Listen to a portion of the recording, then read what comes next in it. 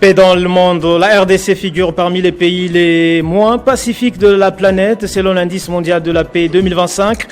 Elle se classe 160e sur le 163 États évalués. Le rapport est publié par l'Institut pour l'économie et la paix, IEP en sigle. Extension de la ville de Kinshasa, le chef de l'État Félix Tshisekedi a lancé hier lundi les travaux d'implantation de la cité industrielle sino-congolaise et de la plateforme hospitalière infirmière Mama Martha Kassalou. L'initiative vise notamment à désengorger le centre-ville et à rééquilibrer l'occupation de l'espace urbain. Au Nigeria, les 130 élèves kidnappés dans une école catholique le 21 novembre dernier sont enfin libérés. Ils ont été remis aux autorités locales hier lundi. Le pays affirme qu'il s'agissait du dernier groupe d'écoliers capturés par des hommes armés. C'est l'heure du journal sur Télé50. Bienvenue à tous. Le président de la République, Félix Tshisekedi, s'est entretenu hier lundi à Kinshasa avec son homologue togolais, Faure Gnassingbé, médiateur de l'Union africaine. Ils ont essentiellement discuté de l'évolution de la situation sécuritaire dans les provinces du Nord Kivu et du Sud Kivu, dont certaines localités sont occupées par les forces de défense rwandaises, RDF, et leur supplétif du M23. Les moyens de renforcer la coopération bilatérale entre les deux nations ont été également évoqués. Extension de la ville de Kinshasa, le chef de l'État, Félix Tshisekedi, a lancé hier lundi à Maluku, dans l'est de la capitale, les travaux d'implantation de la cité industrielle sino-congolaise et de la plateforme hospitalière infirmière Mama Martha Kassalou. L'initiative vise notamment à désengorger le centre-ville et à rééquilibrer l'occupation de l'espace urbain. La cérémonie a été marquée par la pose de la première pierre, annonçant le démarrage des travaux dès le premier trimestre de 2026. Le président de la République, Félix-Antoine Tshisekedi Tshilombo, a fait le déplacement de cette commune urbano-rurale ce lundi 22 décembre 2025 pour le lancement de travaux de construction de la cité industrielle sino-congolaise et de la plateforme hospitalière Martha Kassalou, deux infrastructures dont l'aménagement s'intègre au projet d'extension de la ville de Kinshasa. Porté par China East Africa Development, ce projet majeur, vision du chef de l'État, est un investissement d'environ 12 milliards de dollars américains et une implantation de 1200 usines en 5 ans en raison de 20 usines par parc industriel, ce qui va générer 225 000 emplois directs, dont 30 000 emplois au cours des 12 premiers mois dès le démarrage, a indiqué le représentant du partenaire sino-congolais dans son mot. Au-delà de la cité industrielle, il est prévu la construction d'une plateforme hospitalière infirmière, Mama Martha Kassalou, qui sera réalisée par le consortium belgo-marocain IIDG-TGCC et financée via un crédit de la Banque publique des investissements France avec la banque allemande Commerce Bank pour 133 millions d'euros. Pour le représentant du consortium de l'entreprise des travaux généraux de construction de Casablanca, la première phase de travaux prévoit la construction d'un grand complexe hospitalier pluridisciplinaire de pointe, d'un centre de référence sous-régional d'oncologie sur une superficie de 36 000 m² et 10 hectares d'aménagement extérieur avec un héliport. Pour le ministre d'État, ministre de l'Urbanisme et Habitat, il s'agit donc d'un acte politique majeur. Et c'est sur ces entrefaites que le chef de l'État a procédé à la pose de première pierre de construction de la cité industrielle et de la plateforme hospitalière infirmière Mama Martha Kassalou en présence de nombreux officiels. 6 ans après sa création, le parti politique Ensemble pour la République a célébré son anniversaire sous les signes de la contestation. Dans un discours offensif, Moïse Katumbi Chapoué a adressé un réquisitoire sévère contre le bilan du président Félix Tshisekedi qu'il accuse d'avoir plongé le pays dans une crise multiforme, tout en annonçant la mise en place d'un directoire national pour renforcer l'alternative politique portée par son parti. 6 ans après sa création, le parti politique Ensemble pour la République de Moïse Katumbi Chapoué a commémoré son anniversaire dans un contexte politique marqué par des profondes interrogations sur la gouvernance du pays. À cette occasion, son président Moïse Katumbi Chapoué a, dans un communiqué, tenu Des propos sans concession dressant ce qu'il qualifie des tableaux sombres du mandat du président Félix Tshisekedi. Dans sa correspondance, l'ancien gouverneur du Katanga a dénoncé une dégradation continue des conditions de vie de la population congolaise, pointant du doigt l'insécurité persistante dans l'est de la République démocratique du Congo, la flambée des prix des denrées de première nécessité, la crise de l'emploi et la fragilisation des institutions. Pour Moïse Katumbi, les promesses du changement faites en 2019 n'ont pas produit les résultats escomptés, laissant place à une gouvernance qu'il juge inefficace et éloignée des aspirations du peuple. Sur le plan économique, le leader d'Ensemble pour la République a fustigé ce qu'il considère comme une mauvaise gestion des ressources nationales, estimant que la croissance annoncée ne reflète pas dans le quotidien des Congolais. Il a également critiqué la persistance de la corruption et le manque de réformes structurelles capables de relancer durablement les développements du pays, tout en proposant un dialogue inclusif et courageux, pouvant réunir toute la classe politique congolaise. Au-delà de la critique politique, cette célébration a aussi été marquée par un acte fort d'organisation interne. Moïse Katumbi Tchapoué a procédé à la nomination d'un directoire national, une structure appelée à renforcer la cohésion du parti et à redynamiser son action sur l'ensemble du territoire national. Salomon Idi Kalonda fait partie de 6 membres du directoire exécutif national. Et ces personnalités ont été choisies pour leurs compétences, leur engagement démocratique et leur intégrité. La structure appelée à renforcer la cohésion du parti et à redynamiser son action sur l'ensemble du territoire national. Ce directoire aura pour mission de consolider l'implantation d'Ensemble pour la République à la base, de préparer les échéances politiques futures et de porter les projets de société du parti et bâtir un front commun en faveur d'un dialogue national inclusif. Moïse Katumbi Tchapoué a réaffirmé la détermination de son parti à incarner une alternative crédible au pouvoir en place. Il a appelé les militants à l'unité, à la discipline, à la mobilisation, convaincu que les 6 prochaines années doivent être celles d'un combat politique axé sur la restauration de l'état de droit, la justice sociale et la dignité du peuple congolais.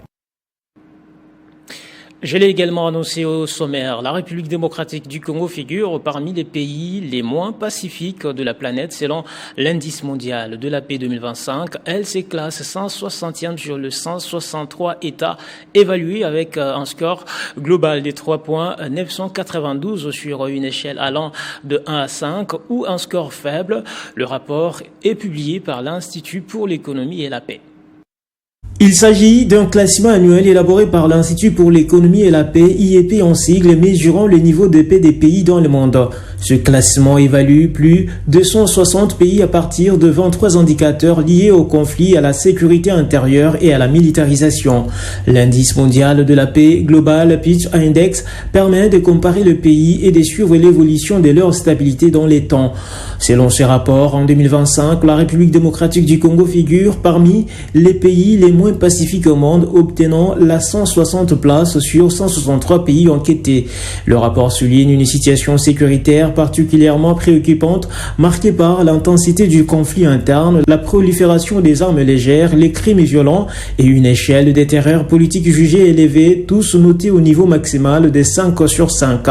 Selon les mêmes rapports, la RDC affiche un score de 3,613/5 pour la sûreté et la sécurité et des points 117/5 pour la militarisation.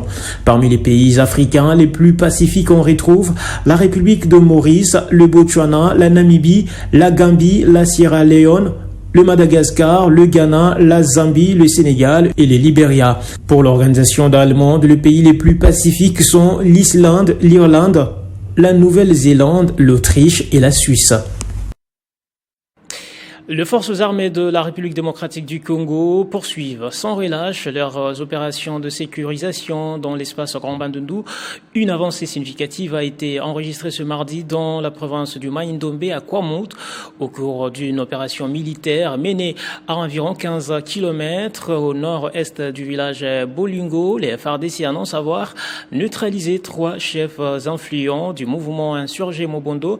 C'est le porte-parole de l'opération Ngemba, Anthony Mwalushai, qui rapporte l'information. Les forces armées de la République démocratique du Congo, déterminées à mettre définitivement fin à l'insécurité et à l'anarchie entretenue par le groupe armé Mobondo ont mené avec succès une opération majeure lundi 22 décembre 2025 dans la province du Mai-Ndombe, à 15 km au nord-est du village Bolingo, dans les territoires des Kwamount. Les FARDC ont neutralisé 3 chefs notoires du mouvement insurrectionnel Mobondo, connus sous le nom de B52, Fils et Dinosaure. Ces individus figuraient parmi les principaux responsables de violences répétées ayant sémé la terreur et plongé de nombreuses familles dans les deuils. Cette action militaire vigoureuse porte un coup sévère à cette insurrection et marque une étape décisive dans l'imposition de l'autorité de l'État sur l'ensemble du territoire des Kwamount.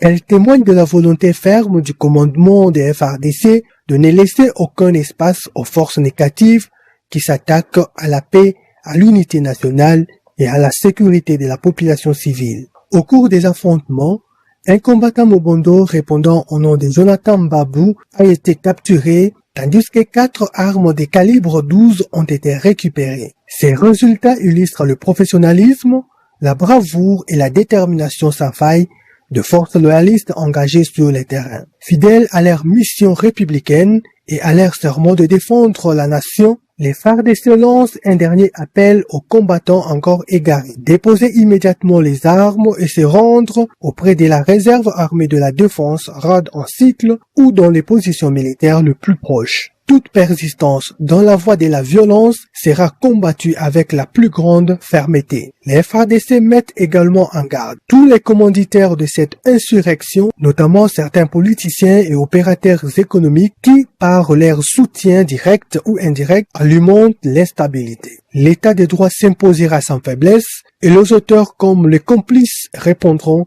de leurs actes devant la justice militaire. Les opérations de ratissage se poursuivent activement sur les terrains. L'objectif est clair et non négociable. Éradiquer le foyer d'insécurité, restaurer durablement la paix et garantir la protection effective de la population civile. La République ne reculera pas. L'autorité de l'État sera restaurée et la paix triomphera.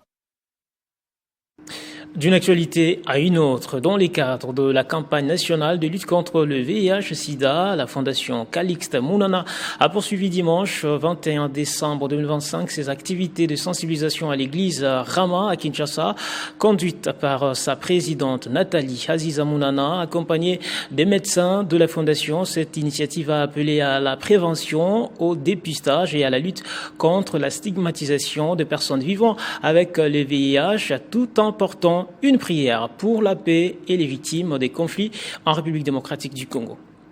Dimanche 21 décembre 2025, la fondation Calixte Mounana est descendue à l'église ministère des réveils du monde et d'intercession pour la délivrance Rama, qui a servi de cadre à une importante activité de la sensibilisation dans les cadres de la lutte contre le VIH-Sida, sous l'accueil du révérend pasteur Jérémy Umba. Cette activité s'inscrit dans la poursuite de la campagne nationale de sensibilisation contre le VIH-Sida, lancée le 1er décembre 2025 à travers toute la République démocratique du Congo par la fondation Calixte Mounana. La visionnaire et présidente de la fondation, Nathalie Aziza Mounana, ambassadrice universelle de la paix, est arrivée accompagnée d'un échantillon de médecins de sa fondation. Ensemble, ils ont sensibilisé les fidèles sur les réalités du VIH-Sida, le mode des préventions, la prise en charge, ainsi que l'importance du dépistage volontaire. Dans sa prise de parole, Nathalie Aziza Mounana a exhorté l'Assemblée à lutter contre la stigmatisation et la discrimination dont sont victimes les personnes infectées ou affectées par le VIH-Sida, rappelant que cette maladie ne doit en aucun cas être un facteur d'exclusion sociale ou spirituelle. À leur tour, les médecins de la fondation ont renforcé la sensibilisation en abordant les aspects médicaux liés à la prévention et à la prise en charge de la maladie, avant de répondre aux préoccupations des fidèles lors d'une séance interactive des questions-réponses. De son côté, le révérend pasteur Jérémy Umba a salué cette initiative de la fondation Calixte Mounana, qualifiée des démarches louables. C'est une joie d'abord pour moi, parce que je suis le premier bénéficiaire de cet enseignement qu'on vient de nous enseigner ici. À propos du sida, que mon Dieu bénisse notre maman, Aziza, qu'il bénisse aussi le président, qu'il bénisse aussi notre fondation, qu'il bénisse aussi tout le monde.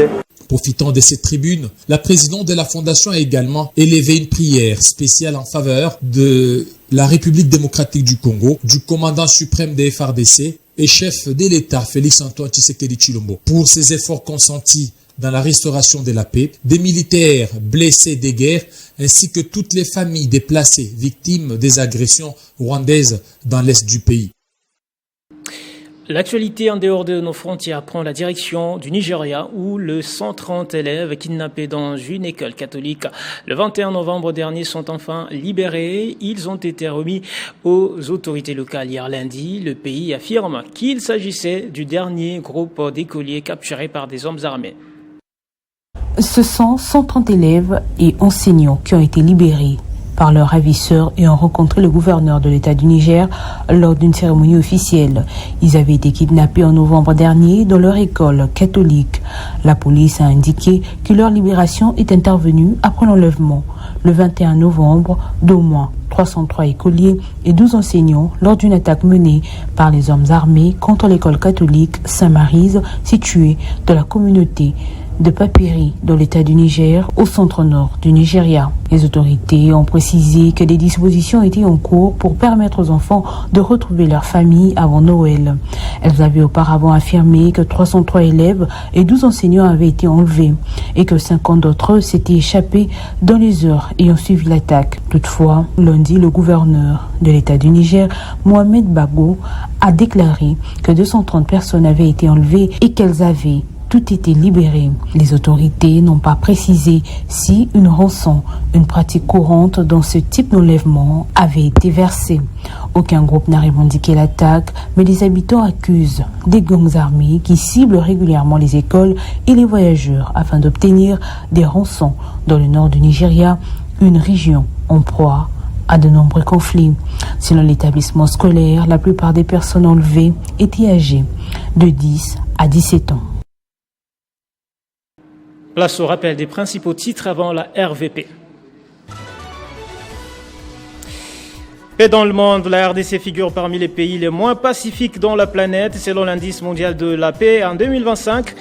Elle se classe 160e sur les 163 États évalués. Le rapport est publié par l'Institut pour l'économie et la paix, IEP en sigle. Extension de la ville de Kinshasa, le chef de l'État Félix Tshisekedi a lancé hier lundi les travaux d'implantation de la cité industrielle sino-congolaise et de la plateforme hospitalière infirmière Mama Martha Kassalou. L'initiative vise notamment à désengorger le centre-ville et à rééquilibrer l'occupation de l'espace urbain. Au Nigeria, les 130 élèves kidnappés dans une école catholique le 21 novembre dernier sont enfin libérés. Ils ont été remis aux autorités locales hier lundi. Le pays affirme qu'il s'agissait du dernier groupe d'écoliers capturés par des hommes armés. On passe à la deuxième et dernière partie de ces journaux, mesdames et messieurs.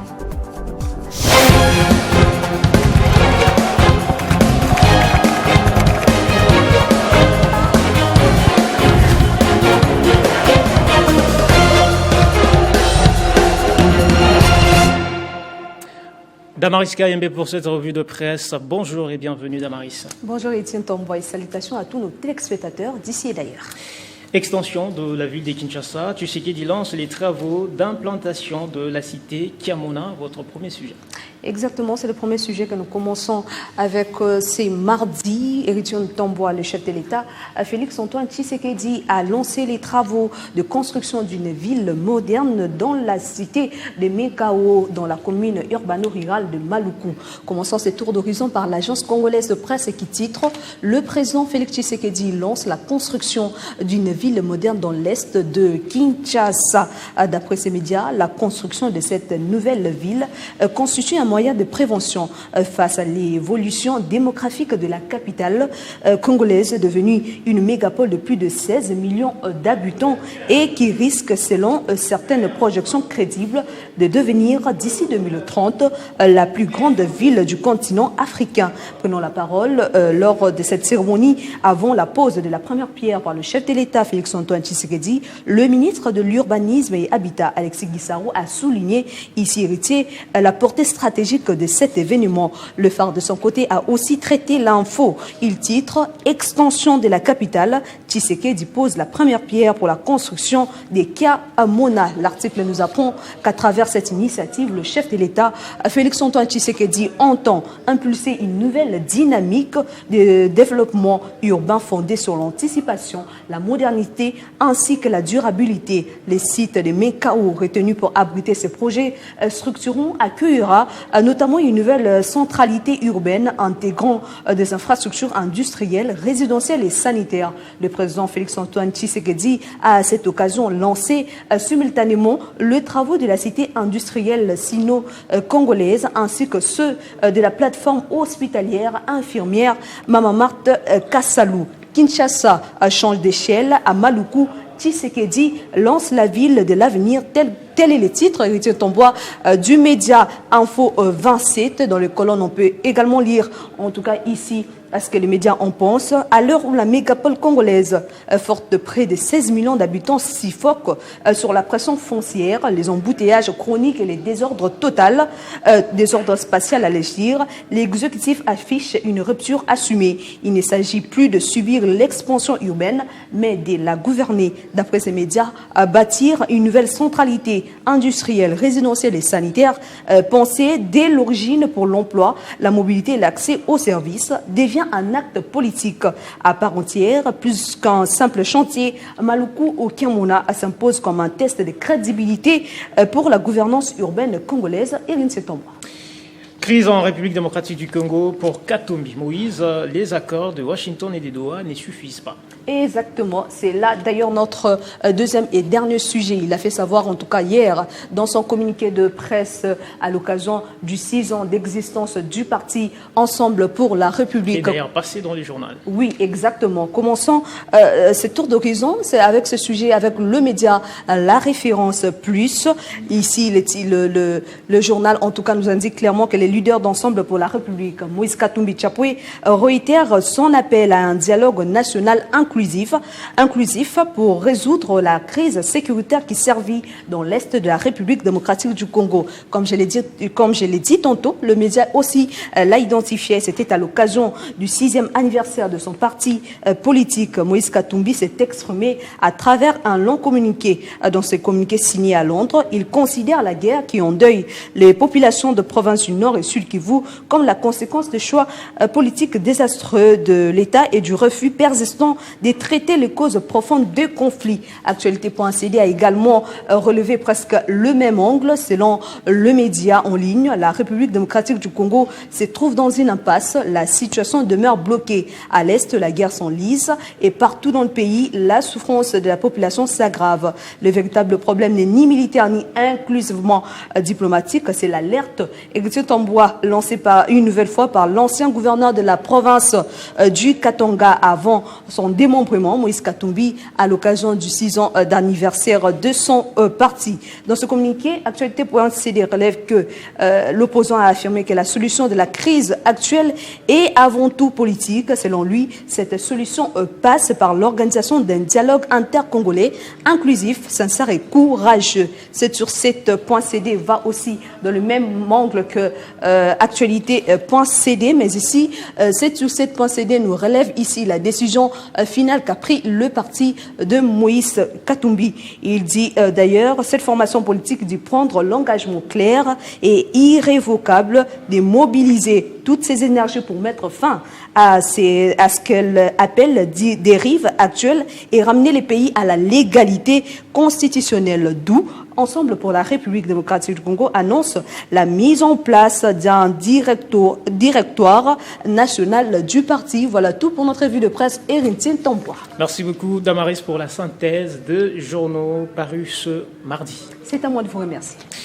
Fin complète de cette session d'information. Merci à Madame Henriette Sakata Tabiana qui l'a suivi depuis Namur en Belgique. Vous restez avec nous, ne nous quittez pas, messieurs et dames.